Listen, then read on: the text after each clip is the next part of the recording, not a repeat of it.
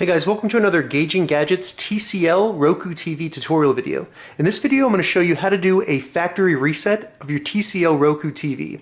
It's very simple, and doing this ensures that it is factory reset.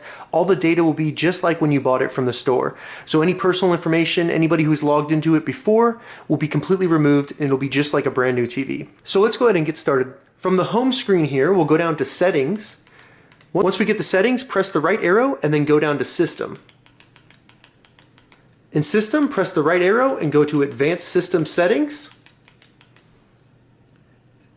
Once you get to Advanced System Settings, select the right arrow, and then you'll get to Factory Reset. From here, we're going to select the right arrow, and then we can either select Reset TV Audio and Picture Settings, and that would be more if you're having an issue with the TV, it's not working correctly. But if you want to erase everything and do a full factory reset and get it back to just like when you got it from the store, go down to Factory Reset Everything, and then as you can see right here, there's a code. We need to enter that code to confirm that we actually want to reset the TV. So I'm going to go ahead and do that now.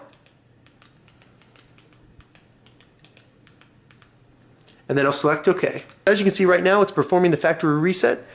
And then once it's completed, it's rebooted the TV, and then now it's just like a brand new TCL Roku TV. So that's how you perform a factory reset of the TCL Roku TV. If you have any questions about this, leave a comment below. I'll get back to you as soon as I can. If you'd like to see more TCL Roku TV tutorial videos, check the link in the description. If this video helped you, give it a thumbs up, and please consider subscribing to my channel, Gauging Gadgets, for more gadget reviews and tech tutorials. Thank you so much for watching.